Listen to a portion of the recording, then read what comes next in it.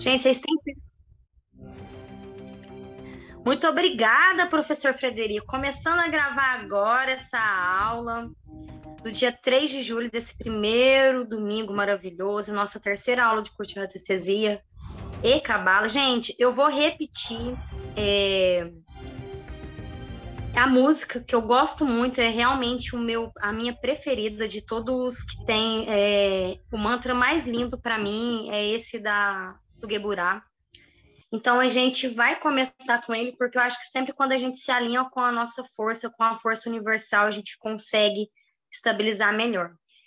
Então vamos respirar, vamos oxigenar esse corpo, vamos oxigenar esse cérebro, vamos colocar o nosso sistema neurológico, biológico, para se conectar a essa aula, para a gente cada vez mais ampliar a nossa capacidade de expansão neurosináptica, para poder absorver o conhecimento, para que cada um saia dessa aula totalmente diferente, transformado da forma que chegou até aqui. Vamos agradecer pelo dia de hoje, esse domingo que, mesmo se não foi tão maravilhoso, mas foi o domingo que você precisava ter. Vamos respirar conscientemente. Vamos encher esse diafragma, esse pulmão, essa caixa torácica de ar e vamos soltar. E solta. Mais uma vez, respira, sentindo o seu pulmão expandindo, recebendo o ar. Vamos puxar lentamente. Solta. Lentamente inspirando pelas narinas, soltando o ar pela boca. E com o dedo indicador e o dedo médio, fazendo esse sinal aqui, o dedo indicador e o dedo médio, lá no centro do peito, na nossa glândula do timo. Vamos falar para esse corpo, vamos falar para essa mente, vamos falar para esses 7 corpos. Vamos avisar para ele que ele está entrando num processo de aprendizado nesse momento. Então, nesse momento, a gente vai afirmar: eu libero todo bloqueio inconsciente que impeça a minha consciência de absorver as informações dessa hora. Respira lentamente, solta. Fale, eu ativo o foco e a atenção dos meus 7 corpos sutis. Respira lentamente, sentindo o ar entrando. Solta. Mais uma vez, respira, solta.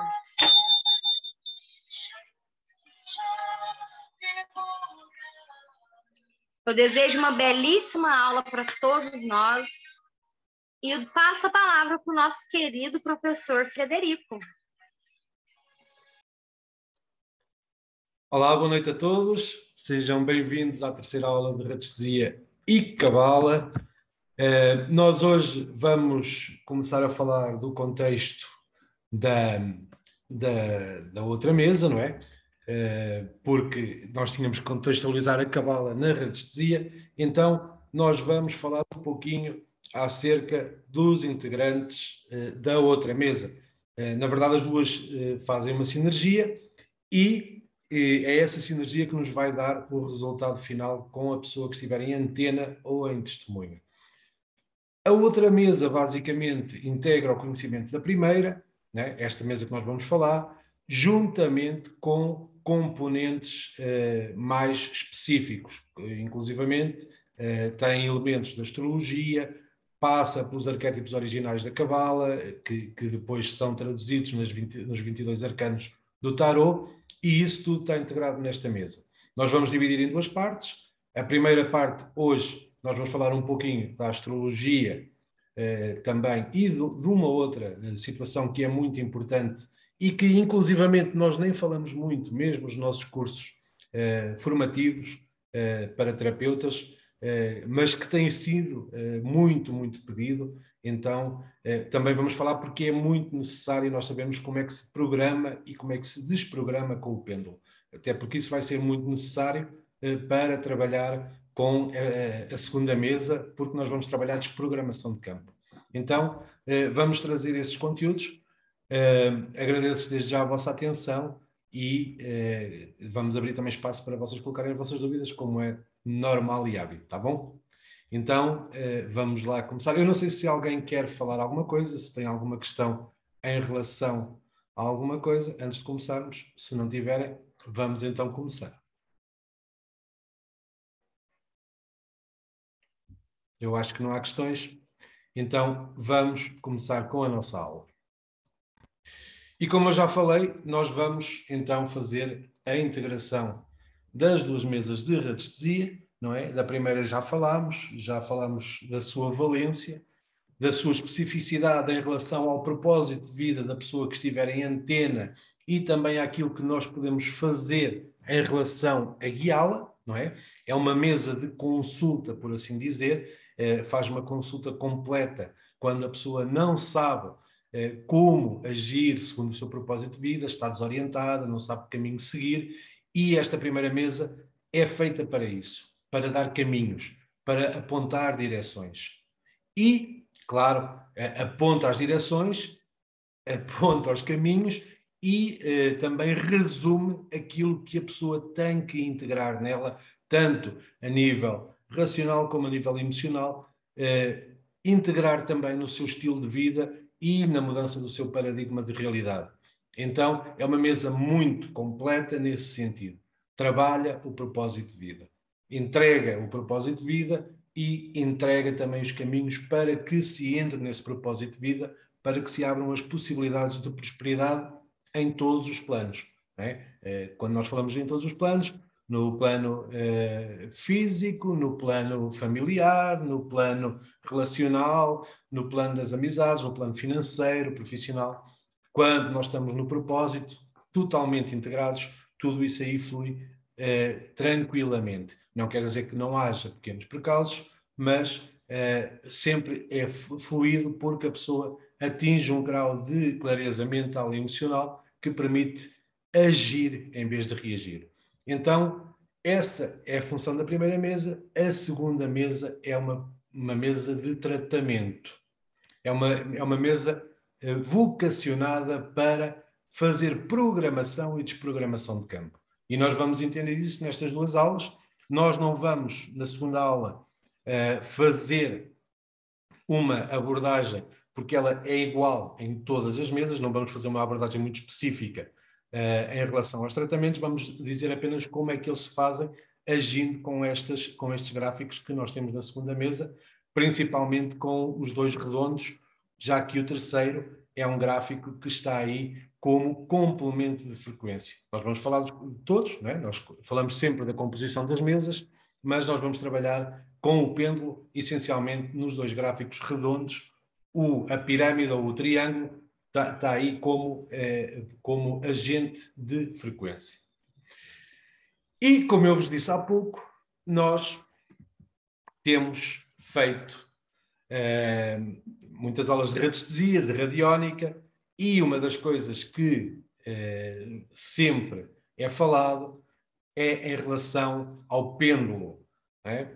E falava há pouco em off a Natália com a Tainara, eu estava aqui a escutar, e elas falavam que há sempre qualquer coisa que ou é muito técnica ou é muito mística.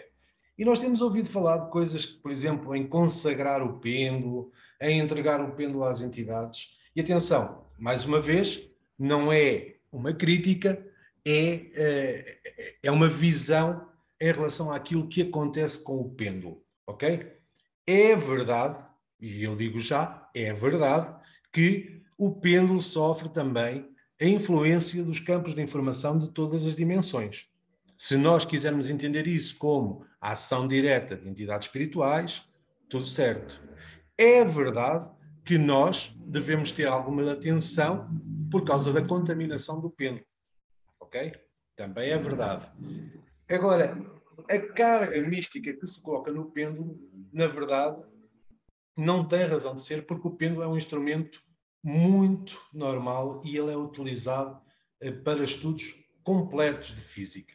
E esse livro que vocês têm aí é um livro que eu já consulto há algum tempo, ele é muito complexo, ok? Eu aviso já, é um estudo, inclusivamente parte do livro, mais de metade são equações físicas, para entender o funcionamento do pêndulo na leitura de campos, mas é um livro que eu considero que para quem tiver conhecimento de física ou de matemática, que consegue também traduzir bem, é um livro essencial para saber como o pêndulo reage. Mas nós gostamos de simplificar as coisas, não é? E nós trouxemos aqui uma visão do livro, não é? Daquilo que está lá no livro, a falar acerca do pêndulo, para vocês entenderem como é que o pêndulo atua na realidade. Então vamos lá. Oscar Wilde, um escritor bastante famoso, dispensa apresentações, não é? Tinha uma frase fantástica que ele costumava dizer: olhar para uma coisa é bem diferente de ver uma coisa. Ok? E nós habituámos-nos a olhar para o pêndulo como sendo um objeto sagrado, que o é. Assim como é o nosso corpo, como são as mesas que nós trabalhamos, como é a nossa família, como é a nossa casa, como é tudo aquilo que nós tocamos, porque são veículos de manifestação do nosso propósito. Ok? Mas nós habituámos-nos a olhar e não a ver. E ver, o que é que se entende por ver? Ver é entender. Quando nós olhamos, nós vemos uma parte, vemos aquilo que os nossos sentidos captam. Quando nós queremos ver, nós queremos a profundidade, nós vamos à profundidade da questão. E o pêndulo tem muito disso. Tá bom? Então vamos ver. O livro, traduzido, chama-se O Pêndulo, um estudo de caso em física. E é um livro incomum em vários aspectos. Mais distintamente, é organizado em torno de um único sistema físico, que é o pêndulo. Sim, porque o pêndulo é um sistema físico e nós já vamos ver porquê. Por exemplo, o nosso universo pendula para que haja organização, para que haja harmonia, e isso fala o Stephen Hawking no Universo de uma Casca de Nós, ok? Ele fala exatamente como é que é o movimento pendular, mas nós já vamos entender isso, tá bom? Em contraste com os textos convencionais que permanecem confinados a campos únicos, como, por exemplo, eletromagnetismo ou mecânica clássica.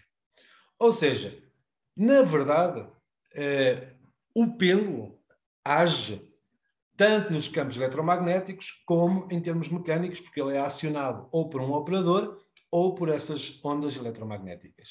Só que, neste caso deste livro, o estudo é feito só basicamente no funcionamento do pêndulo, seja ele usado por radiestesistas, por operadores de mesa radiónica, ou simplesmente para medir, por exemplo, tensões geopáticas, que também acontece, ou até a rotação do planeta. Ok? Há um caso muito, muito interessante, que é usado e que é mundialmente conhecido, que é o pêndulo de Foucault, que nós já vamos ver, em que é usado para medir a rotação do planeta. Se ele está na mesma rotação, se está com o mesmo pendular, ou se ele atrasa ou se ele adianta. Ok? Então, o pêndulo não é só utilizado na radiestesia, não é só utilizado na radiónica, não é só utilizado para medir chakras, ok? Ele é utilizado na ciência convencional também. Em outras palavras, o pêndulo é o foco central, mas desse caminho principal nos ramificamos para muitas áreas importantes da física, tecnologia e história da ciência. Ele era muito utilizado antigamente também por questões de geopatias, por exemplo, para medir a intensidade de frequência dos campos, para saber onde é que havia água, mas disso nós já falámos em outras aulas, não vamos voltar a falar. Então, o pêndulo, na verdade, é utilizado de uma forma transversal. O importante para a nossa aula é entender o funcionamento do pêndulo, que o funcionamento do pêndulo obedece a regras naturais e o seu modo de captação do campo mórfico do indivíduo em antena é tão natural como qualquer outra coisa do cotidiano. Ou seja, na verdade, se nós tivermos um pêndulo, ok, nós vamos conseguir. Não é preciso ter aquilo que as pessoas chamam de dom, não é preciso ter nenhuma capacidade extraordinária para operar um pêndulo, é preciso sim, mas isso em tudo, prática. Como nós gostamos de dizer, é através da prática que se consegue a excelência. Então, vamos lá.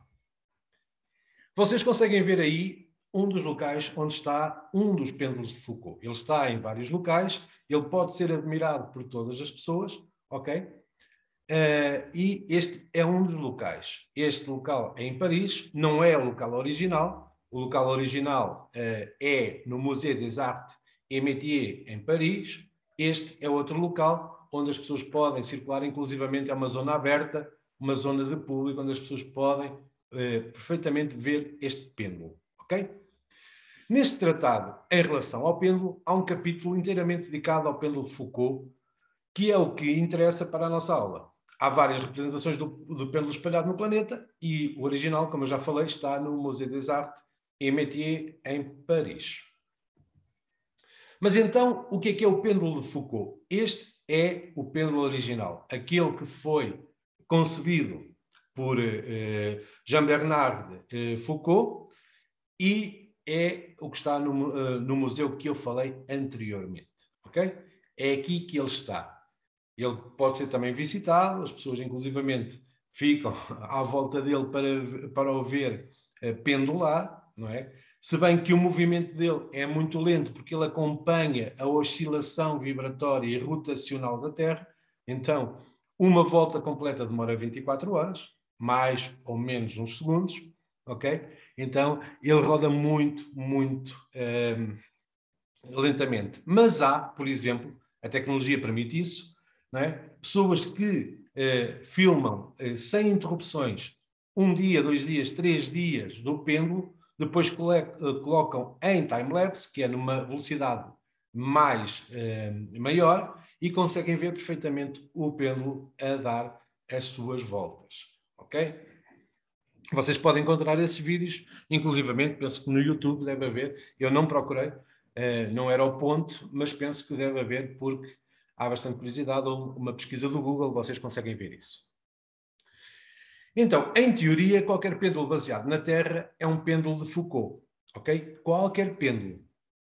Porquê? Porque, na verdade, o que o pêndulo faz é acompanhar o movimento da Terra e outras coisas, como nós já vamos ver, ok? Então, por que é que nós rodamos o pêndulo no sentido horário? Porque ele acompanha o movimento da Terra. É um movimento natural. Não somos nós que dizemos, é toda uma experiência científica, é todas estas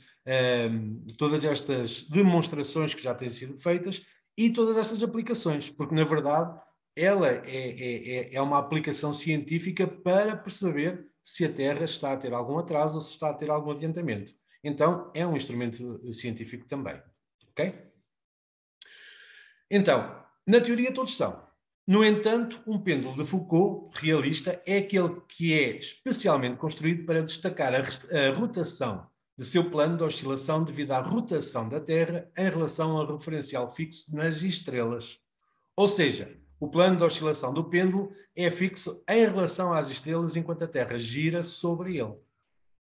Todos os pêndulos exibem tal rotação, mas a maioria dos pêndulos, esse comportamento é mascarado por outros efeitos mais proeminentes, por exemplo, no caso da radiestesia, pela ação direta do operador e do seu sistema nervoso central. Nós já vamos falar disso também.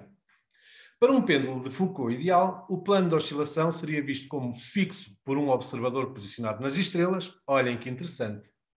Ou seja, aquilo que Foucault imaginou é: ok, eu tenho este pêndulo aqui com uma corrente gigantesca e o operador está lá, posicionado talvez no Sol de Alcione, não é? Na estrela de Alcione, que é o Sol central da nossa galáxia, e é ele que está a fazer oscilar, segundo a rotação, segundo o fluxo natural da Terra, este pêndulo. É muito interessante porque, na verdade, nós que trabalhamos a radiestesia e a radiónica é isso que fazemos. É como se nós estivéssemos posicionados nas estrelas a operar num plano inferior o nosso pêndulo, que é a nossa mesa de radiestesia. Ok? Então, o que é que isto nos quer dizer? Quer dizer que, então, o pêndulo respeita sempre o sentido de rotação da Terra em torno do Sol e a rotação do Sol em torno do centro da galáxia e da galáxia em torno de outra coisa qualquer, do centro do cluster, seja do que for, vai sempre progredindo. Como nós já vimos anteriormente, é sempre do micro para o macro. Ok? No entanto, o fluxo natural é sempre no mesmo sentido, no caso do nosso universo. Passo já a dizer, ok? No caso do nosso universo, o sentido é sempre naquilo que nós conhecemos como sentido horário. Ok? Portanto, o observador terrestre vê uma rotação lenta do plano de oscilação e é esta característica marcante do pêndulo de Foucault que demonstra, em grande escala, a rotação da Terra. O inventor que deu o nome a este pêndulo especial foi Jean-Bernard Léon Foucault, que nasceu no dia 18 de setembro de 1819 e faleceu no dia 11 de fevereiro de 1868 e era filho de um editor também famoso, também de nome Foucault, parisiense, inclusivamente. Há quem confunda o pai, que tem vários livros lançados, com o Jean Bernard. Ok? Há alguma questão que vocês tenham em relação ao pêndulo de Foucault? É esta parte que nós já vimos.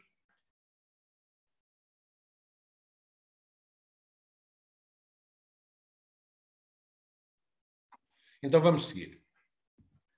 Para completar este conhecimento, nós vamos então falar do Stephen Hawking. Para quem não sabe quem é o Stephen Hawking, se eu disser que é aquele astrofísico muito famoso da cadeira de rodas, que faleceu há pouco tempo, há 2 anos, 3 anos talvez, e ele era uma mente soberba. Ele trouxe vários tratados, várias hipóteses para o campo da ciência, que foram, entretanto, confirmadas, inclusivamente em relação aos buracos negros. Ok? Então, um dos tratados que ele fez foi em relação exatamente ao movimento pendular do universo. E ele presidiu, vamos passar, e ele presidiu ao lançamento desta máquina futurista que vocês estão aí a ver. Ok?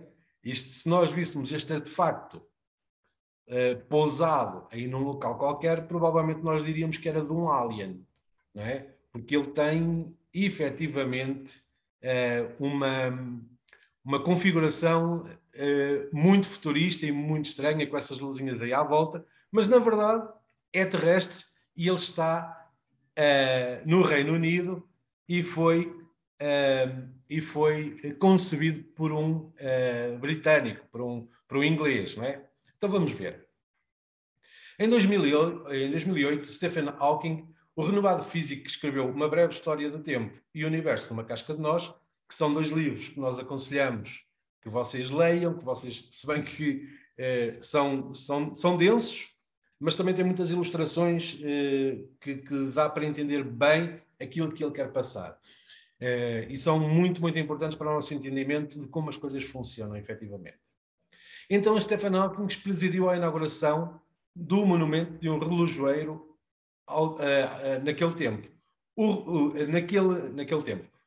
Este monumento chama-se o Relógio Corpus, criado pelo inventor e urologista John C. Taylor.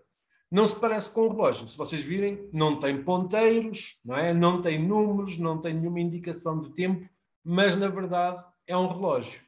Ok? E vocês veem que ele tem ali um pêndulozinho. Não é? Mas vamos ver. O seu disco de ouro brilhante possui 60 entalhes que irradiam do seu centro. 60 entalhes, nós já podemos perceber que são 60 minutos. Não é?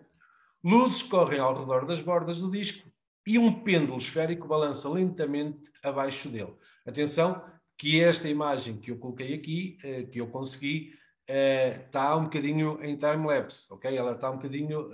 ele é um pouquinho mais lento na realidade, ok? Não consegui nenhuma que fosse próxima da realidade. O detalhe mais atraente é a criatura de aparência feroz que fica no topo do disco. E isto é muito importante. Vem aquela criaturazinha ali que se parece não sei com quê, com uma abelha, com um gafanhoto. Não sabemos bem o que é que é. Mas o criador, o Taylor, chamou de cronófago, que vem do grego, que quer dizer comedor de tempo. É como um gafanhoto devorando a colheita. O cronógrafo abre a boca cada vez que passa o tempo. O tempo, sugere esta escultura, não passa, é devorado. E isto é muito importante para nós e também no contexto da Kabbalah, ok? Quando ele é devorado, ele passa por uma digestão. Sempre que nós devoramos alguma coisa, nós passamos pela digestão. E é nesse momento da digestão em que as coisas estão a ser digeridas, estão a ser processadas, que nós vamos intervir com a radiónica ou com a radiestesia. É aí que nós podemos introduzir elementos que facilitem a digestão ou que, se nós não os tirarmos, vão criar uma congestão. Ok? Basicamente, é essa a imagem. Apesar da sua precisão, o relógio acelera e desacelera em uma programação regular, em um aceno para o físico, cuja teoria da relatividade estabeleceu as bases para alguns dos trabalhos de Hawking. Hawking, eu lhe coloquei um guia a mais. É Hawking só, ok? Que foi Albert Einstein. Já Albert Einstein falava disto, que os nossos momentos passados, eles ficam em bolsas de informação. São digeridas, ele não falava em digeridas, mas para vocês entenderem o contexto, são digeridas pela informação do universo. Então aquilo que nós chamamos de memórias cristalizadas, memórias holográficas, que estão nos campos de informação de cada um, na verdade, estão ali a ser digeridas pela informação da grande malha que é o universo. E é neste momento que nós podemos atuar. Isto, atenção, isto é física profunda, explicada de uma forma do mais simples que eu consigo. Às vezes eu não consigo. Eu às vezes falo, porque eu acho que estou a explicar de uma forma simples e não estou a ser tão simples assim. Se vocês estiverem a ter dificuldade de entender, por favor, vocês falem que eu tento de outra forma. Tá bom?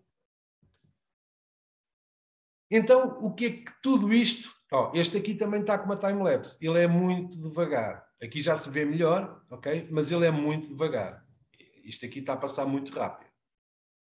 Eu não consegui desacelerar para vocês terem ideia. Basicamente, isto aqui parece que o pêndulo faz uma volta a cada segundo, ou seja, toca lá no extremo num segundo, vem para cá um segundo e não é assim. Normalmente um segundo, ou seja, cada pendular, cada ida e volta, demora cerca de 5 a 10 segundos, 7 segundos por volta disso, ok? E atenção, que isto não é regular, porque quando há na malha quântica um afrouxamento da rotação da Terra, ok? É, na verdade, quando o pêndulo também desacelera o seu pendular, ok? E isto, atenção, isto não é misticismo, isto não é magia, isto é ciência, porque foi estudado durante muitos anos para se fazer isto. O pêndulo Foucault também, e é o que acontece realmente. Mas vamos ver o que é que acontece quando a Terra desacelera ou acelera, porque ela também acelera, ok? Ou seja, os dias não têm exatamente 24 horas. Eles depois vão-se acertando e com isto nós lembramos, por exemplo, dos maias que faziam esse acerto com o dia fora do tempo. Ok? E a ciência está a começar a chegar lá. A ciência está a começar a chegar lá com todos estes experimentos. Então vamos lá. Relógios comuns enfatizam a natureza cíclica do tempo. Os ponteiros, movendo-se em círculo, sempre voltam ao mesmo lugar e isso não representa a passagem do tempo na realidade, porque ela não é regular nem mecânica e isto é o que a ciência nos diz. Ou seja, na verdade, uma hora pode não ter 60 minutos, um minuto pode não ter 60 segundos, ok? Um segundo pode estar devidamente influenciado por muitas características do ambiente. Primeiro do micro e depois do macro. Okay? Lembram-se da referência do observador estar nas estrelas a pendular? Imaginem como se o planeta fosse um grande pêndulo, ok? Pequenino, no sentido do macro, e que houvesse alguém a pendular o planeta. Basicamente, essa imagem também pode ser tida. Ok? Então vamos ver. Ela se organiza em microsegundos conforme a movimentação dos campos eletromagnéticos que são gerados pela movimentação do planeta em torno de si mesmo, dele em torno do Sol e do Sol em torno de Alcione, a estrela central da nossa galáxia, e por aí vai. Ou seja, depois isto vai em cadeia cada vez maior, mas é do micro para o macro, mais uma vez. E segundo Hawking, em O Universo de uma Casca de Nós, um simples pensamento ou ação nosso altera esse ritmo em frações de microsegundo. Ou seja, cada vez que nós, e somos bilhões neste planeta, emanamos um pensamento ou temos uma ação, isso influencia o tempo. Porquê é que influencia o tempo? Porque influencia a rotação do planeta. Ou ele desacelera um pouco, ou ele acelera um pouco. Ok? Não vamos entrar aqui quando é que acelera, nem quando é que desacelera, mas eu posso já adiantar, posso dizer que é devido à natureza densa ou elevada do nosso pensamento. Quando o planeta está enfermo, ele vai começando a rotacionar cada vez menos, quase a tender a parar, e nós já sabemos que se o planeta parar é uma grande tragédia, isso não vai acontecer, não é? Mas os nossos pensamentos densos fazem com que atrase, e os nossos pensamentos elevados fazem com que ele acelere um pouquinho mais. Ou seja, que a vida ande mais para a frente. E isto segundo Hawking, ok? Não sou eu que estou a dizer. Então, isso quer dizer que os nossos campos de informação individuais, cada um dos nossos campos morfogenéticos, não é? E os nossos campos mórficos de relação, geram influências no fluxo do próprio tempo. É muito interessante, não é? Para simplificar tudo isto, vamos então gerar aqui qualquer coisa que fique no nosso inconsciente coletivo. Então, o pêndulo capta esta informação, não é? A informação que está a ser digerida pelo campo eletromagnético do nosso sistema, da nossa galáxia, vamos pensar só na galáxia, e do nosso sistema solar, não é? E esta informação gira no sentido do seu fluxo normal e o seu influxo é no sentido contrário. Ou seja, tudo aquilo que é natural, tudo aquilo que é normal, gira no sentido horário. Quando há um retardar, há um influxo, portanto, é como se estivéssemos a pendular no sentido contrário. Se nós seguirmos a lógica da ciência da computação, e a ciência da computação é aquilo que nós temos de mais próximo àquilo que nós fazemos na radiestesia e na radiónica, porque nós trabalhamos com o sistema binário, não é? Com o sistema dual, de verdadeiro falso, 1 ou 0, de sim ou não, ok? Tudo na mesa de radiestesia ou na mesa radiónica se faz desta forma, ok? Então nós podemos comparar com a ciência da computação, porque é aquela que lida mais com esta gerência desta informação, não é? Deste sistema dual, deste sistema binário. Então, nós podemos chegar à conclusão que quando nós rodamos o pêndulo no sentido horário, ele imprime, ele programa, ok? Porque é isso que a física nos diz e é isso que acontece quando nós colocamos uma data de uns, uma série de uns, num programa de computação para exercer alguma... Quando nós dizemos, por exemplo, quando nos aparecem aqueles formulários, você gostaria disto? Sim ou não? Se nós carregamos sim, é 1. Se nós carregamos não, é 0. Ou seja, se nós carregamos sim, é fluxo. Se nós carregamos não, é influxo. Ok? Isto na ciência da computação. Então, quando nós giramos o pêndulo no sentido contrário, nós criamos influxo. Nós limpamos e desprogramamos a informação que está naquele local específico com o qual estamos sintonizados. Ok? Alguma questão?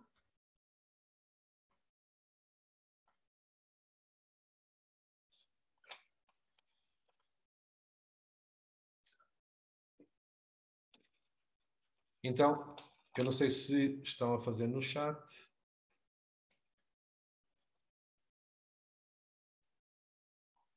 Ok. Então vamos seguir.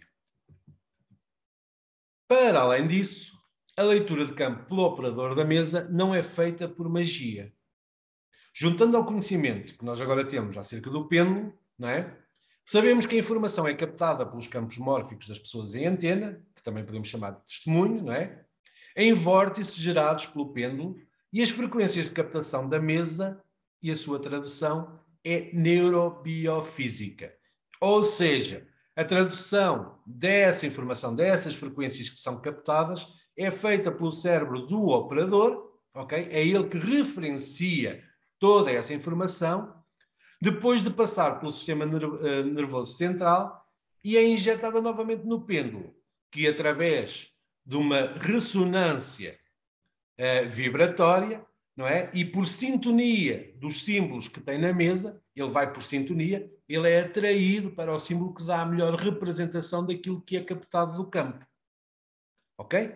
Então, o processo é este. Vem a informação que nós estamos a tentar acessar, ela é captada pelo pêndulo, passa pelo sistema nervoso central, vai ao cérebro, é referenciada pelo operador da mesa, é o cérebro que diz, ok, isto significa aquilo.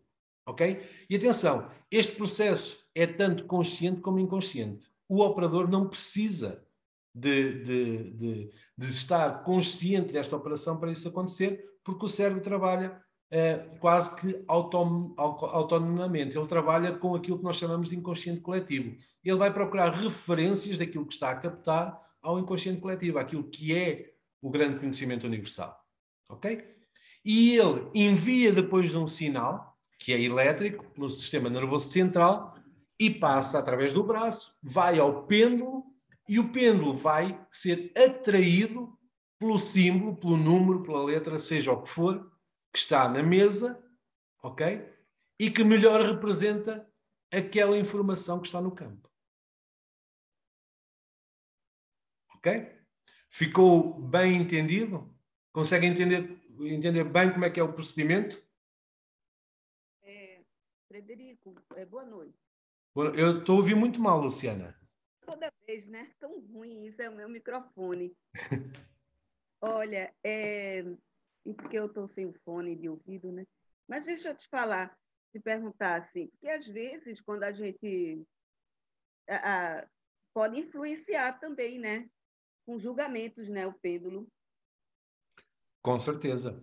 Isso aí é como tudo. Se nós, sendo um processo neurobiofísico, se nós interferirmos naquilo que é, por exemplo, se nós nos colocarmos com achismos, não nos colocarmos de uma forma neutra na leitura, o pêndulo vai referenciar aquilo que nós estamos a pensar. Ok? Nós temos sempre que estar numa posição neutra. Outra coisa que é diferente, Luciana, que é, por exemplo, e que isso acontece, e é um dos grandes bloqueios que às vezes acontece nos operadores, porque depois ficam a pensar que foram eles que deram a resposta. Há outra coisa, passa pelo nosso cérebro. Por isso, se nós somos despertos, se nós estamos limpos em relação ao nosso corpo mental inferior, que é o nosso corpo das referências, não é? Se nós temos um acesso fácil a ele, nós conseguimos ter a resposta de uma forma consciente. Isso não quer dizer que se a resposta nos vem, é como funciona a intuição, na verdade. Ok? A intuição funciona assim sem pêndulo. Tá? Mas isso não quer dizer que nós estamos a influenciar o pêndulo. Nós tivemos foi conhecimento da informação antes do pêndulo nos mostrar o que era, porque passa pelo nosso sistema.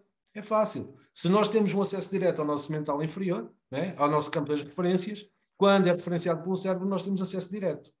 E é muito rápido, antes mesmo do pêndulo ir para o local que deve ir. E nós às vezes já estamos a pensar, é isto, né? Ou aparece-nos na cabeça, é isto, e o pêndulo, pumba, vai para lá. Com certeza. Sim, e uma das coisas também que a gente tem que tomar muito cuidado é... Eu trabalho com muitas ferramentas, o tarô, biomagnetismo, a constelação familiar, a mesa radiônica, radiestesia, enfim. O que eu vejo muito é quando a gente tenta ao nosso nível de crença racional captar uma informação que você começa. Se você é muito mental, eu sou uma pessoa mental, racional. Então, o que eu faço? Sempre antes de iniciar, eu me preparo. Eu respiro, eu mantenho a minha respiração sempre fluídica, porque a gente sabe que a informação passa pelo sistema nervoso central e passa pelo sistema límbico. Então, o que a gente tem que fazer? A gente tem que pegar e só ler. Só ler. Observa que ali uma coisa que o Frederico falou que é muito interessante, né? Eu tenho um parceiro profissional, quando a gente trabalha de constelação familiar, antes da pessoa pegar, fala só, vai pegar a âncora e vai colocar ali. Aí a pessoa vai falar, como que você sabe? Eu observando só o campo. A nossa capacidade cognitiva de acesso ao campo é muito mais rápido que a nosso racional, porque passa por lá primeiro, entende? Antes da gente processar a informação. Então, se você já capta aquela informação e consegue ler ela, só observar, só ler. O problema é que às vezes a gente tem muito crença e às vezes a gente pensa, será que é? Hoje eu fui fazer uma mesa com o marido da minha ex-sogra, não é a do Frederico, né? A mãe dele, é a do primeiro casamento.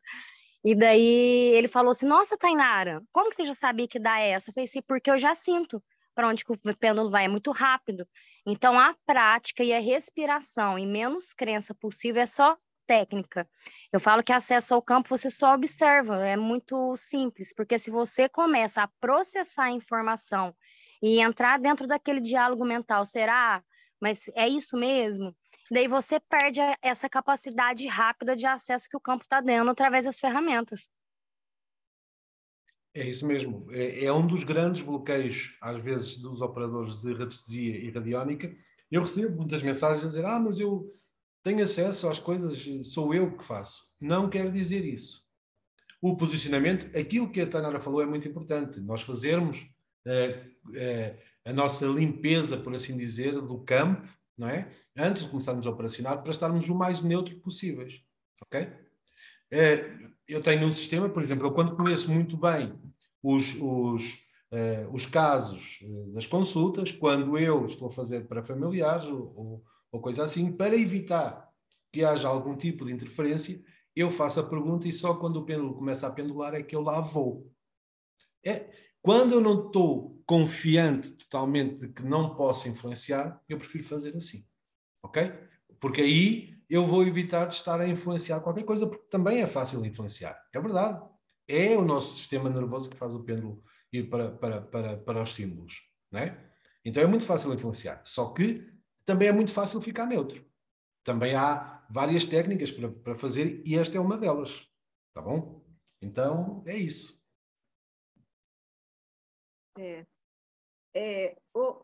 Também tem uma situação assim, eu faço apometria, né? Eu sou apômetra, e tem algumas situações que mexe diferente, né? Pelo que eu entendi aí, ele mexe ou para trás ou para frente, né? Na apometria, ele pode ficar parado, para frente e para trás, na diagonal, né? E isso também tem a ver com essa... Quando ele fica parado nessa mesa de radiestesia, significa o quê? Porque aí... São movimentos diferentes, Luciana. Nós estamos a falar de programação e desprogramação. Depois há outros movimentos que são programados pelo operador. Nós podemos programar o nosso sim e o nosso não. Ok? Mas isso já é diferente. Lá está. É o nosso sistema nervoso central a trabalhar em benefício de uma boa leitura. Por exemplo, na mesa radiónica CQM, quando o pêndulo para, quer dizer que aquele portal é para deixar de trabalhar. Ou que a mesa está concluída. Por exemplo. Se bem que também tem outros movimentos que indicam isso. Mas se ele para totalmente, quer dizer que terminou. E Tá outra bom? coisa também, muitas das vezes eu já peguei muitas vezes isso, determinadas questões, se não é para acessar aquilo, se o campo não te dá mais, delimita, porque acontece, ele também paralisa, o pêndulo fica parado, tá? O movimento ele não acontece. Eu não sei se vocês conhecem, existem várias técnicas, porque o nosso próprio corpo, ele tem o seu movimento de pergunta, né? Existem muitos movimentos, quem já estudou kinesiologia sabe disso. Tem várias técnicas até que pegou o conhecimento da kinesiologia, que foi Viana Stibel, do Theta Healy, enfim, o Magnifying Healy também pegou, a Gisela. Mas o que acontece? Tem determinados pontos, aconteceu com uma amiga minha, que tem uma pergunta que você consegue fazer, né? O seu lado direito, você tem um músculo psoas, no qual ele estende, né? Quando é para sim, não. Isso é fato. Quando você pergunta, o teu corpo responde. E eu tenho uma amiga que ela começou a utilizar, eu tenho, aliás, 3 casos desse. Uma é amiga, as outras 2 eram pessoas assim, colegas. E começou a utilizar de uma forma banal as perguntas e aí não responde. Então, assim, existem muitas, tem que avaliar muito bem, a Luciana, né? O caso, sabe, a pergunta. No caso da apometria, a gente lida com umas questões muito mais amplas e com os campos muito mais, vamos dizer assim, expansivos de informação. Então, nós precisamos o quê? Dentro da questão, para mim, pergunte para si mesmo, para sua consciência superior, o que esse movimento está me dizendo? Respire e vê o que ele está te dizendo. É para parar? É para continuar? Eu faço outra pergunta diferente para tentar uma resposta diferente do campo? Até eu ter certeza. Desculpa, para mim já tem, claro, cada movimento, né? Eu estava perguntando específico para a mesa de radiestesia, entendeu? Mas eu estou entendendo, está maravilhoso as explicações de vocês, viu? Muito obrigada. Nós que agradecemos, mãe. Nós é que agradecemos. Inclusivamente, a isso, a resposta muscular e a resposta do corpo. Luciana, que é aluna de metafísica, nós falámos isso em metafísica da saúde, quando falámos do sistema muscular também. Da memória muscular e da forma como o nosso corpo reage àquilo que está instituído como sendo fluxo normal e como sendo anomalia, não é? Então, é isso mesmo. É isso mesmo. Vamos lá. Então, com isto, já percebemos que o trabalho com o pêndulo é facilmente explicado com as leis da física e a neurocientífica convencional, moderna. E com o movimento natural, programamos os campos de informação e com o movimento contrário, limpamos e desprogramamos, que é isso que nós vamos fazer nesta mesa também. Nós vamos aprender, vamos ter 2 decretos para limpar questões específicas. Ok? Uma a nível emocional, outra a nível mental. E vocês perguntam, então e a nível físico não vai haver nada, a nível espiritual?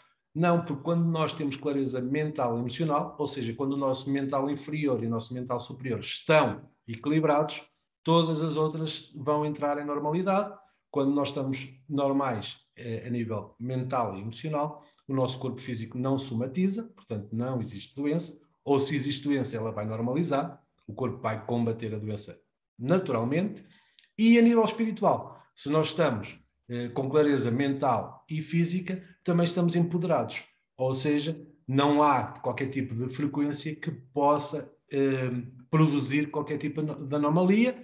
E, por outro lado, nós também podemos evoluir, subir na escala de consciência, na escala de frequência, em relação ao nosso desenvolvimento.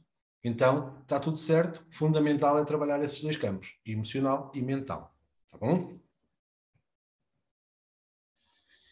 E depois disto, nós vamos entrar, então, na Cabala e Astrologia. Hoje vamos falar um pouquinho, porque na próxima aula é que nós vamos aprofundar já com a mesa, nós vamos falar um pouquinho, então, para perceber como é que a Astrologia se entrelaça com a questão da Cabala. Na verdade, a Cabala é que também deu origem, assim como aos arcanos maiores e menores do Tarot, também deu origem ao estudo dos astros e à astrologia, tanto a astronomia como a astrologia. Ok?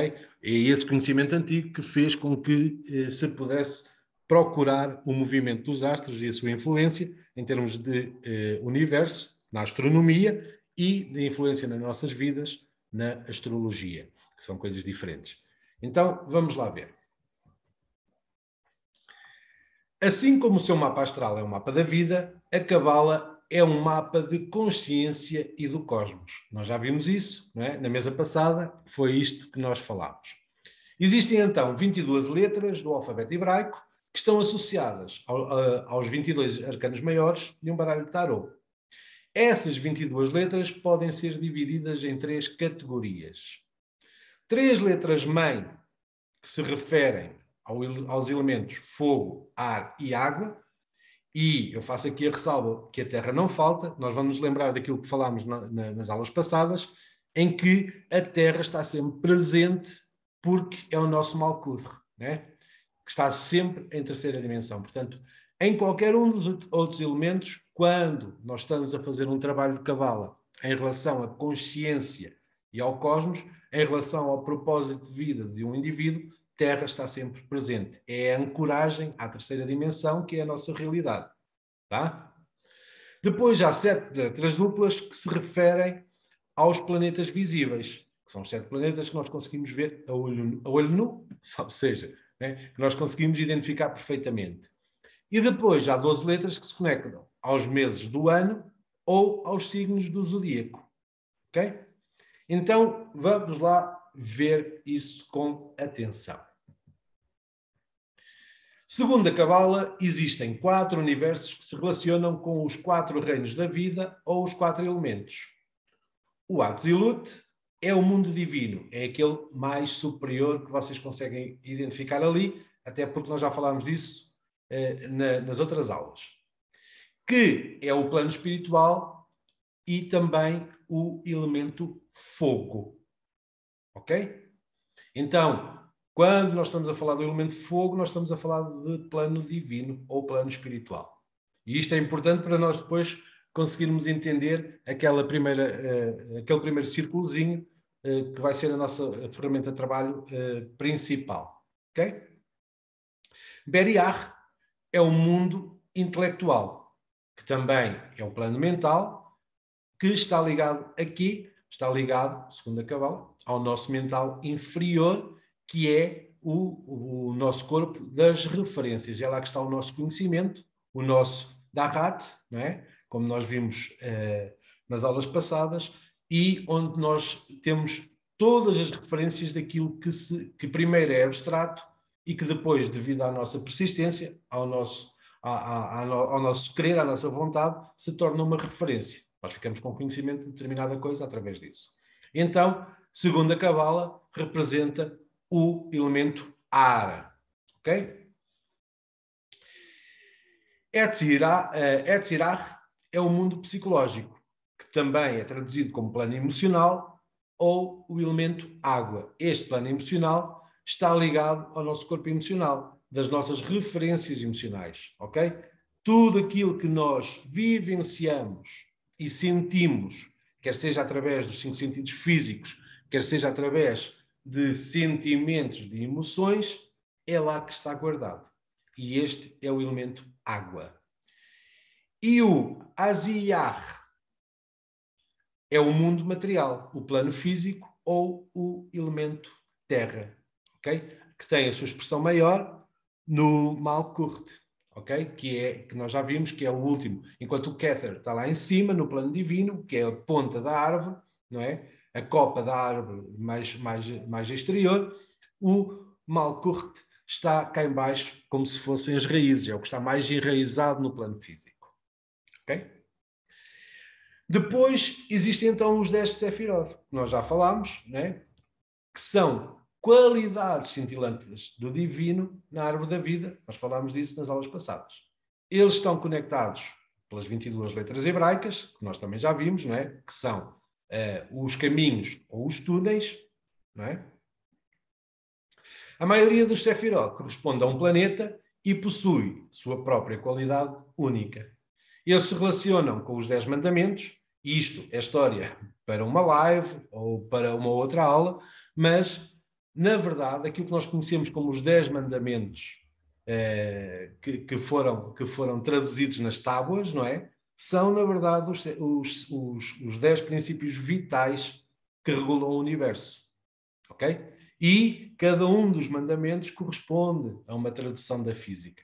Isso nós depois podemos falar, que também está ligado com a Cabala, esse conhecimento também está ligado com a Cabala, e que a ciência hoje também já explica cada um deles, tal como eles foram enunciados originalmente e não como eles foram traduzidos depois através dos vários concílios que houve, de Trento, Niceia e por aí vai, que eles foram sempre alterados por questões sociológicas, por questões até de ego de alguns que estavam lá, e não sou eu que estou a dizer, é histórico, não é? Então, se nós pegarmos na tradução original, nós conseguimos entender perfeitamente as leis, os 10 princípios vitais, as 10 leis principais que regem o funcionamento do universo, e qualquer dia nós falamos disso. E cada um deles tem o seu próprio anjo. A árvore da vida é um mapa da consciência e do corpo. Esta lista abaixo, que nós vamos passar a ver, nomeia as Sephiroth com a sua área corporal relacionada, qualidade essencial e associação a um planeta. E isto aqui é a parte também que é importante. Primeira parte importante, saber esta divisão em relação aos 4 elementos porque nós vamos trabalhar também os 4 elementos, ok? Quando nós estivermos a fazer limpeza, nós vamos equilibrar uns com os outros, ok? Vamos utilizar uma técnica da Cabala, mas vamos utilizar um gráfico muito parecido com o da medicina tradicional chinesa em relação aos elementos. Se bem que os elementos são diferentes, não é? Na medicina tradicional chinesa, porque tem o metal, por exemplo, tem a madeira, que aqui não existe, mas o esquema que eu vou utilizar, porque é melhor entendido, vai ser o mesmo esquema. Como é que nós com uns equilibramos os outros, ok? Basicamente aquilo que também já fiz nas aulas de Feng Shui, sim, de Feng Shui, para quem já fez comigo, sabe qual é que é essa sinergia. Então, vamos lá. Na parte superior do corpo, e isto é importante até porque, basicamente, este também pode ser um guia metafísico de como a doença se instala em relação àquilo que está a falhar no propósito de vida da pessoa, ok?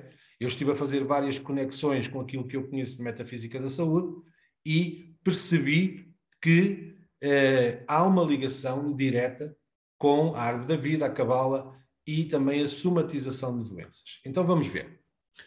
A parte superior do corpo, que tem o Keter, né, que é o que está mais em cima, que é a coroa e corresponde ao crânio. Depois temos o Kokhmat, que é sabedoria ou o cérebro direito. E aqui tem as qualidades de Urano, que são inspiração repentina. Pessoas que estão sob a influência deste Sefiró, ok? Normalmente são pessoas de inspiração rápida. São pessoas que respondem rápido, são pessoas que estão com a resposta, como nós falamos em Portugal, não sei se é igual aqui no Brasil, com a resposta na ponta da língua. Ou seja, são pessoas muito rápidas em resposta. E corresponde a Urano, que é a característica de Urano. O Binar tem a ver com o entendimento e corresponde à parte do cérebro esquerda. E depois também podemos correlacionar Saturno, né?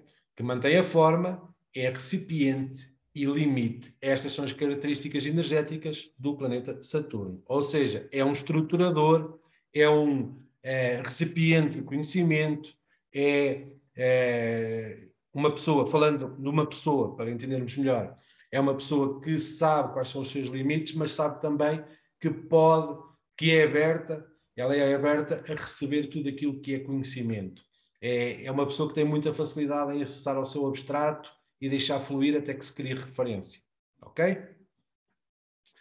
Depois temos o Darat, que nós já vimos, é aquele que está escondido na árvore da vida, não é? Aparentemente, que é aquele que está ali no meiozinho do hexágono principal, principal não, no hexágono superior, de cima, ok? Que está ligado ao cérebro central, ok? Toda a parte do cérebro, calosa do cérebro central, e está ligado ao mistério ou ao incognoscível, ou seja, aquilo que não é conhecido. Depois temos... Sim? Não sei se havia alguém que queria fazer alguma questão ou não. Não, ok. Depois temos os braços. E os braços são caracterizados pelo Sefiró Shezed, que corresponde à bondade e ao braço direito, que tem as qualidades de Júpiter e Neptuno, que é ilimitação e expansão. Ou seja, são pessoas que estão sempre em crescimento. Quem está sob a influência de Júpiter ou Saturno, de Júpiter ou Netuno, desculpem, estão sempre em busca de conhecimento, de quererem saber mais, de procurarem cada vez mais conhecimento. E atenção que isto pode ser uma passagem rápida pela vida das pessoas, pode sair esta influência.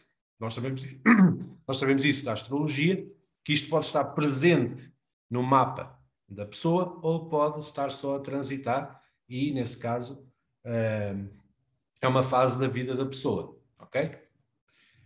Depois temos o Geburah, que as características são a gravidade e corresponde ao braço esquerdo, e as qualidades são de ação, direção e foco. E a influência é do planeta Marte. Ok? Eu não sei se alguém tem alguma questão em relação a isto. Eu não entendi nada. Eu não vou perguntar.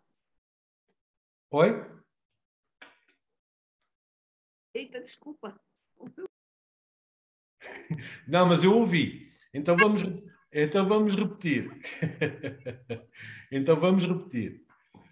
Não foi a despropósito, Luciana. Quando essas coisas acontecem é porque nós temos que repetir. E eu agradeço isso. Tá bom? Então, cada parte do corpo, ok, tem associados Sefirot. Os Sefirot são esses círculozinhos como nós falámos nas aulas passadas. Ok? Então, cada parte do corpo tem determinadas características que são importantes nós conhecermos. Ok? E essas características estão ligadas a determinados planetas, que, por sua vez, estão ligados à astrologia. E isto é importante nós sabermos para a operação da mesa que nós vamos estudar na próxima aula. Ok? Porque ela tem lá partes que o pêndulo nos vai indicar cada um destes Sefirot ou cada um destes planetas que também pode acontecer. Ok? O que é que isso nos vai querer dizer? Vai-nos querer dizer, por exemplo, que a pessoa ou está em trânsito. Por exemplo, se o pêndulo apontar para Júpiter e Netuno, por exemplo, ou o Netuno, ou se o pêndulo apontar para Marte, por exemplo, quer dizer que a pessoa ou está em transição numa altura da vida, num momento da vida em que é propício à ação, à direção e ao foco, ou então isso é uma característica da vida dela já, mesmo que ela aparentemente possa não ter, ela pode potenciar isso. Ok? Esta questão em relação às partes do corpo são importantes porque normalmente quando a pessoa não está dentro daquilo que está em trânsito ou não está dentro daquilo que é a sua qualidade inata, a pessoa somatiza. São dores nos braços, são dores de cabeça, são dores localizadas no cérebro, por exemplo. Okay? E isso pode ser também importante para nós entendermos o momento da pessoa. Porque ela, por exemplo, se ela tem dores constantes ou um formigamento no braço direito, se ela está num trânsito com influência de Marte, ou se ela tem Marte como influência direta na sua vida e ela não está a fazer isso, ela vai somatizar ali. Ok? Espero agora ter dado para entender um pouquinho melhor. Mas nós vamos também voltar a falar isso na próxima aula, com a mesa, torna-se mais fácil nós entendermos o contexto destas situações. Ficou mais fácil agora, sim. Obrigada. Tranquilo. Depois temos o tronco, que é representado por Teferet, não é? Que é aquela rodelazinha que está lá bem no centro, por baixo do Dahat, Daht, ok? Que corresponde à beleza, que corresponde também ao tronco e ao coração. Na verdade, se nós tivéssemos que colocar este Sefirot no nosso corpo mesmo, era qualquer zona ali entre o final do pescoço, não é? E o início do abdômen. Portanto, ele pode transitar ali naquelas zonas. Só como curiosidade. Quase como se fosse um chakra também, né? Mas pode andar ali. Corresponde a essa localização. Portanto, qualquer dor somatizada aí quer dizer o quê? Que a pessoa não está com a consciência autocentrada. E autocentrada é o quê? Não tem consciência de si própria no pleno. Ok? Porque o planeta, neste caso é o astro, que rege o tronco, Tiferet, é, na verdade, o Sol. Corresponde ao esplendor, à consciência autocentrada, como eu falei. E depois temos as pernas. As pernas são sob a influência de Netzach, que corresponde à vitória e à perna direita ou ao rim. Está sob influência do planeta Vênus e a qualidade é autoestima amorosa. Okay? Isto tem a ver com relacionamento conjugal, mas não só. Okay? Tem a ver com relacionamento, com inter-relação, na verdade. Porque esta autoestima amorosa não acontece só a nível conjugal, acontece em todas as relações. O que é a autoestima amorosa? É a pessoa amar-se em todos os contextos. Ok? Basicamente é isso. Depois temos o Rod, que corresponde à glória, e à perna esquerda, mais uma vez, ao rim. Está sobre a regência de Mercúrio e a qualidade é pensamento lógico e ordem. E isto faz muito sentido, principalmente na questão do rim. Para quem faz metafísica, sabe disso. O rim é um filtro. E esse filtro é necessário para que haja um pensamento lógico e que também haja ordem ou organização. Então, a qualidade do trânsito ou da vinculação de Mercúrio na vida do indivíduo tem a ver com isto. Um indivíduo que tem Mercúrio em trânsito ou que tem Mercúrio na sua vida é uma pessoa que, normalmente, a não ser que esteja fora do propósito, tem um pensamento lógico e é bastante organizado. Ok? Finalmente, temos a parte inferior do corpo, a que corresponde Yesod, que é a fundação, né? Se nós pudéssemos colocar aqui, por exemplo, um chakra, seria o chakra raiz, e corresponde ao órgão sexual. Está sobre a regência da Lua e a qualidade é atração magnética. E esta atração magnética é muito importante, principalmente na nossa interação terceira dimensão. É aquilo que nós chamamos de magnetismo pessoal, por exemplo. Ok?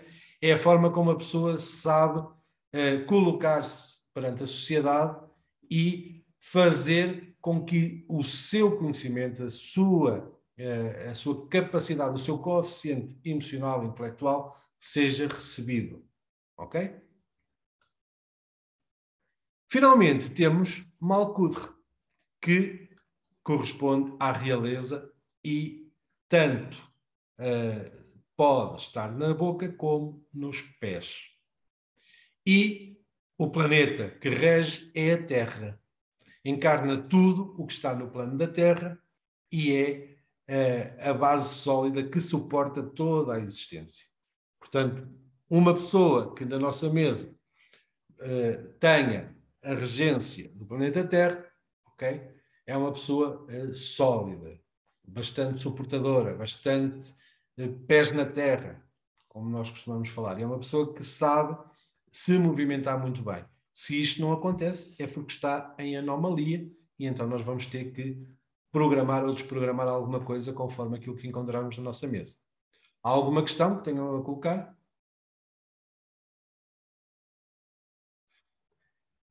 Isto que aqui está, estará também em forma de tabela para quem adquiriu a nossa mesa, as nossas mesas, está bom? Será mais fácil de consultar e será mais fácil também de chegar logo ao resultado através dessa tabela, está bom? Não há mais nenhuma questão?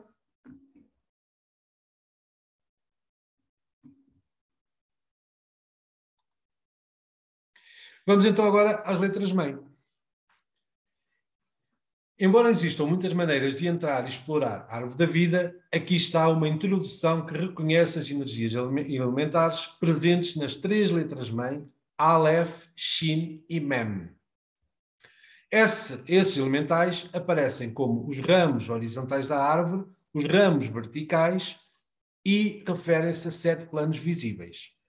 E os 12 ramos diagonais conectam-se aos 12 meses do ano. Ou seja, estes planetas que nós estivemos a ver correspondem aos ramos verticais, ok?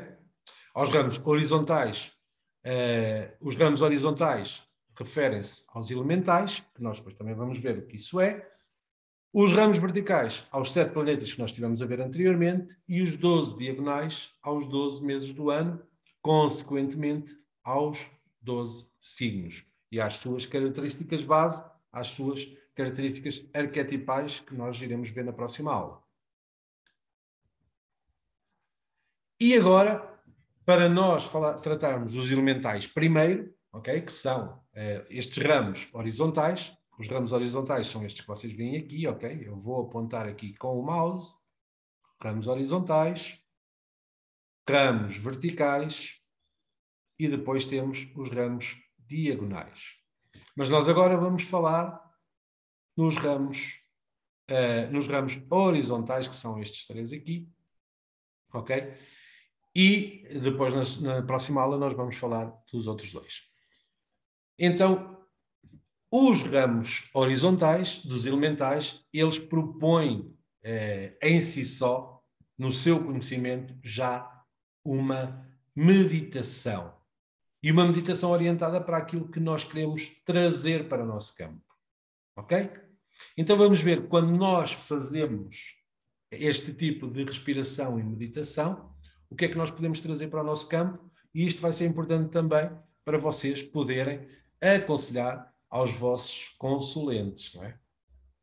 Aleph vive no campo entre os ombros, através do espaço do coração. Não tem um som próprio, não é? Este Aleph, mas um Ha silencioso como uma expiração, quase como se fosse um Ha. Okay? Ha. É a primeira letra, por isso é usada como ferramenta ou semente para iniciar a ação. Ou seja, quando nós mantramos o Ha, nós estamos a trazer a ação para o nosso campo. Aleph traz a sua atenção e consciência para a caixa torácica e entre a caixa torácica e o espaço do coração. A proposta é a seguinte: faça 3 respirações profundas, ou seja, inspirando até não conseguir mais, retendo um pouco e expirando. Isto 3 vezes. E durante este procedimento, vamos colocar o mantra Ha, principalmente na expiração, que será mais fácil, ok? Portanto, inspiramos, retemos e soltamos com Ha, ok? Não tem que ser assim, pode ser mais prolongado, estou só a explicar.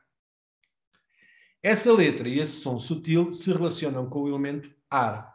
Aleph é a centelha criativa, o ponto de equilíbrio entre o fogo e a água. Então já temos aqui o primeiro ponto. O equilíbrio entre o fogo e a água é Aleph. Ok? Então, para além de ser uma letra de ação, de início da ação, é também criação ou criatividade e equilíbrio entre fogo e água. Depois temos Mem.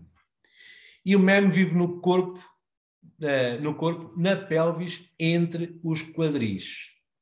Mem inicia a palavra hebraica para água, relacionada a um mar de consciência, e à palavra Magid, o nome hebraico para anjo, apoiando uma conexão com os seus professores e guias. Ou seja, Mem, ok? Ou é, na verdade, um iniciador de contacto com o campo etérico, okay? Com os mapas de informação, com os campos de informação, com os campos mórficos, os grandes campos mórficos, seja o que for, é a iniciação a uma consciência superior. E a proposta é fazer as mesmas 3 respirações profundas e, na inspiração, fazer o som que pode ser muito parecido também com o Om, mas sem o O. Ok?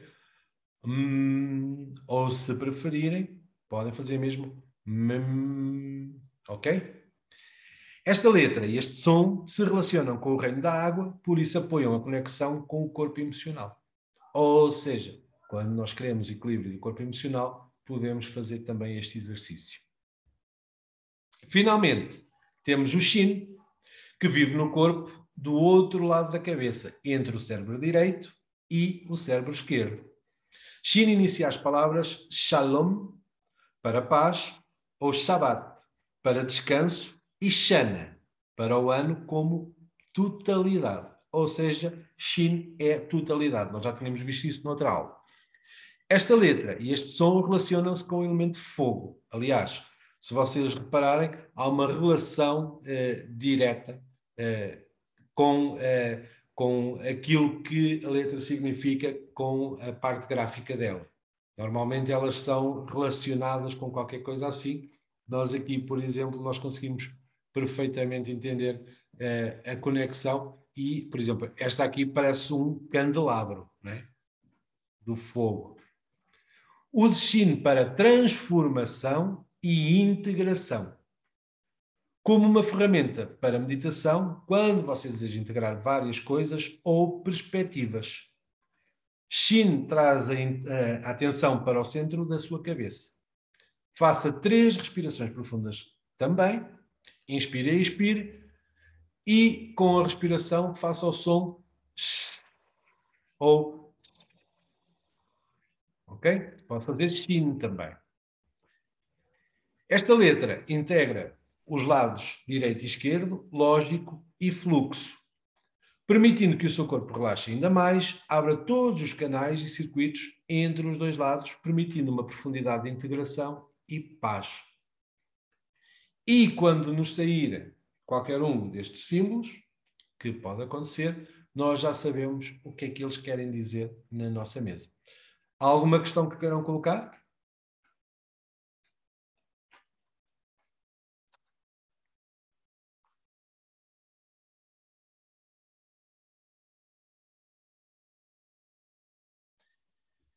Então, se não há questão nenhuma, nós vamos terminar aqui hoje a nossa aulinha. Alguma questão que queiram colocar? Então eu vou passar, Tainara vai dar continuidade, ok? Eu vou passar e volto já daqui a pouco para mais um pouquinho. Não sei se a Tainara está aí. Tainara? Ela pode ter... Só um momento, por favor, já estou entrando. Ok, tá bom. Então quando ela aparecer aí... Gente, isto aqui é muito conhecimento para uma hora, ok? Basicamente era uma hora para cada um destes coisinhos, para falar de tudo aquilo que integra e tudo mais. Nós não temos esse tempo, mas eu acredito que com a integração da mesa, com a mesa colocada também aqui nos quadros, que depois se possa entender melhor. Tá bom? Tainara, por favor, quando quiseres.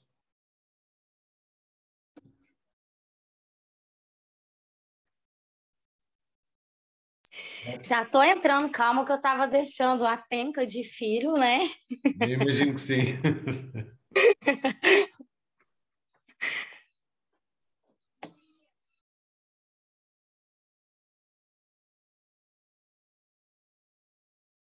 A Luciana está a dizer que o fogo lembra a chamatrina. A própria chamatrina é um trabalho muito interessante que se pode também desenvolver em termos de live.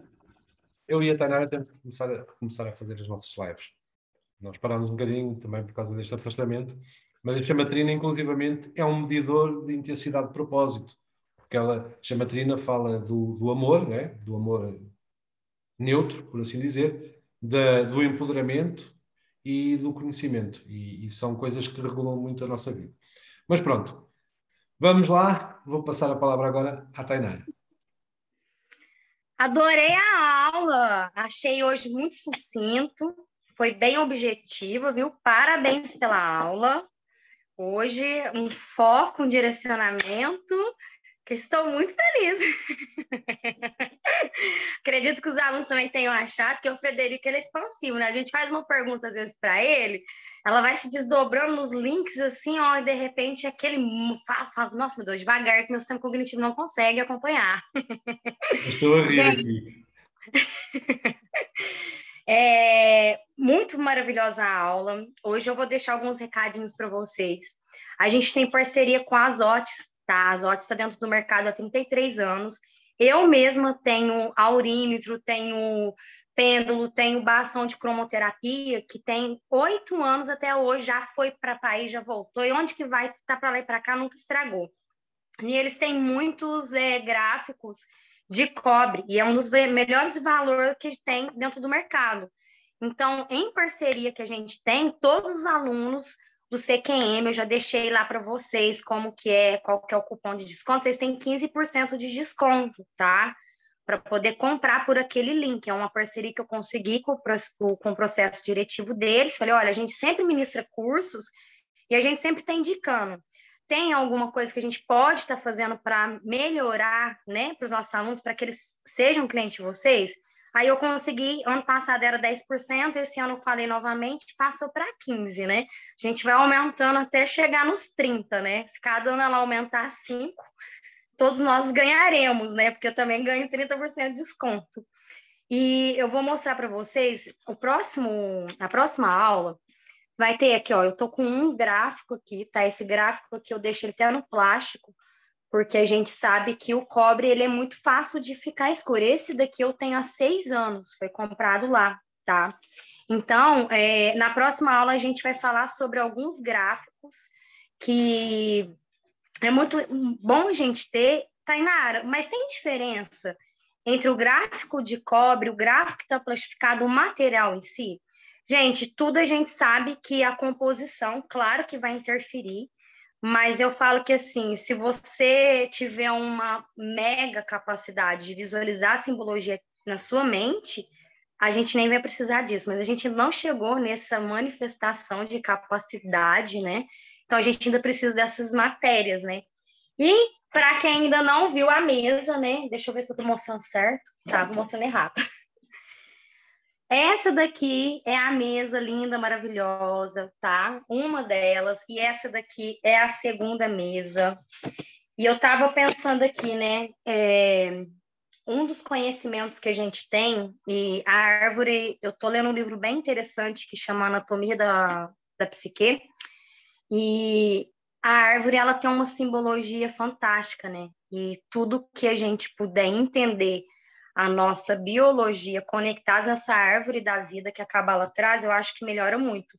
É claro que eu revendo as aulas hoje, eu consigo ampliar mais. Então, assistam novamente a aula, tá? Para vocês conseguirem, porque aqui a gente vê uma coisa, e é muito importante a gente escrever, viu, gente? Isso é comprovado pela neurociência. Quando nós fazemos a anotação, o nosso nível de absorção do conhecimento é muito mais amplo. Então, não só assista, pega um caderninho ali, faz a lápis, a caneta, porque isso melhora o aprendizado de vocês.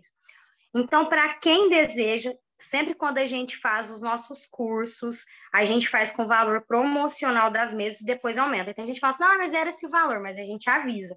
Então, até domingo, vocês têm a chance de pegar e conseguir pelo valor promocional, tá? Então, quem não adquiriu e se sentir que quer adquirir, pode me chamar no privado, pode me mandar mensagem, tanto no Telegram. Às vezes eu não respondo, porque eu tenho uma vida, assim, bem ativa mesmo. Porque eu tenho 3 filhos, né? Porque o universo mandou 3 filhos em meu ventre. E tenho pós-graduação, e tenho meus clientes, e tenho os alunos do CQM, e tenho meu trabalho na clínica aqui, enfim. E tenho meus online. Então, às vezes eu não respondo na hora, mas dentro do melhor momento eu vou estar ali para poder te servir. Qualquer outra dúvida, viu? Tainara, eu não entendi isso. Pode chamar o professor Frederico, pode me chamar. Se eu não tiver a capacidade de responder, eu vou encaminhar para ele a pergunta. E hoje, para a gente encerrar, gente, né, esse primeiro domingo do mês, esse mês eu faço 33 anos, estou super feliz, né? Pensei que eu já ia ter me iluminado, tornado um avatar, mas estamos cá, né, ainda. Então, estou empolgada que essa semana eu faço 33 anos, estou muito feliz de ter sobrevivido até aqui, apesar de toda a caminhada de carregar a cruz. Estou me santificando, né, na cidade que eu estou agora, em Santa Cruz do Sul. Mas a gente vai fazer o encerramento e eu quero que vocês, mais uma vez, apesar da gente estar aqui online, eu agradeço muito a presença de cada um, de verdade. A gente está no círculo, né? Cada um na sua casa, cada um com seu aparelho, mas a gente está no círculo. Então, nesse momento agora, eu quero que você entre em conexão, tá? com seu eu, com seu coração, com a tua consciência, né? Que a gente possa centralizar o nosso coração. Vamos trazer essa chama trina, né? A Luciana trouxe ela, eu acho ela tão importante para quem não conhece a vibração de cores azul, dourada e rosa. Então, são essas 3 vibrações de cores que é a chama trina, que trabalha tantos aspectos. E agora só um momentinho que eu vou colocar aqui um mantra. Eu não vou usar um mantra cabalístico, eu vou usar um mantra que eu gosto muito, que é um mantra da Snanta Carl. Eu falo errado para o Federico, que é né, o especialista em línguas. Então, eu gosto muito desse mantra, porque se cada vez a gente falar eu sou, né, a gente traz essa consciência. Então, vamos respirar, vamos abrir os nossos braços, assim, abrir esse cardíaco para a vida.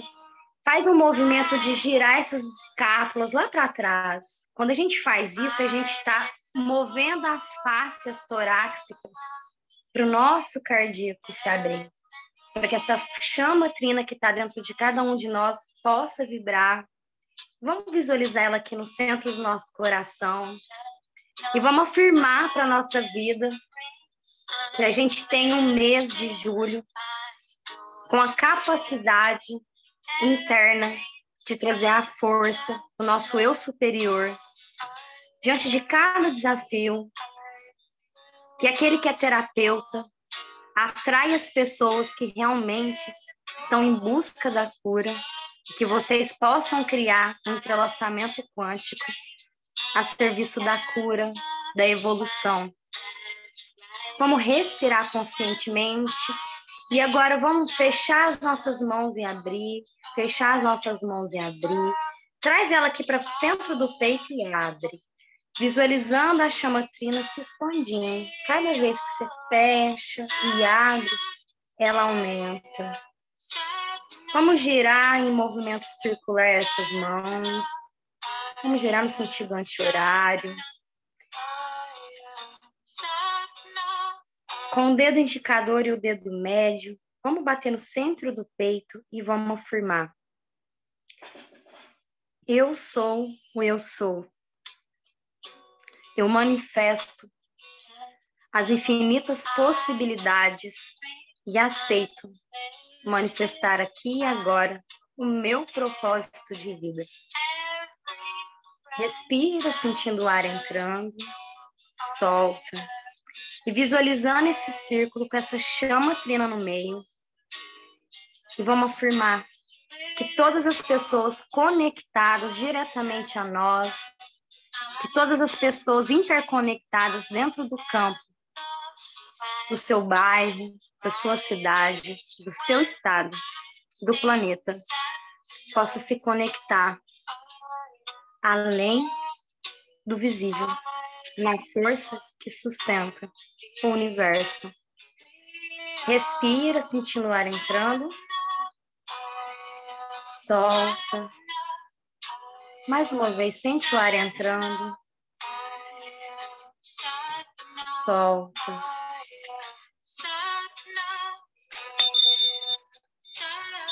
E para encerrar, eu quero que cada um abra os seus microfones e deixe uma palavra, mas deixe uma palavra que vem do seu coração, sem pensar.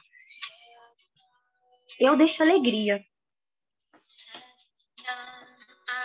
Luz, vida e amor. Amor. Gratidão.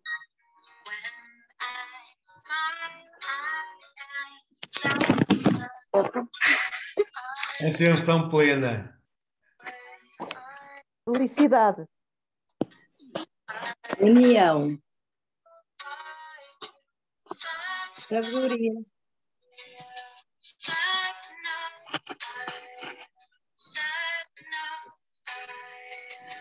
Amor. Saúde.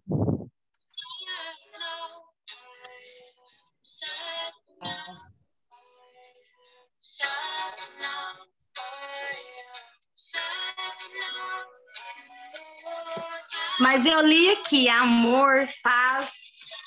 Então, nós ativamos a frequência de todas essas palavras dentro do nosso campo, dentro do campo mórfico da Terra. Gente, nós agradecemos mais uma aula.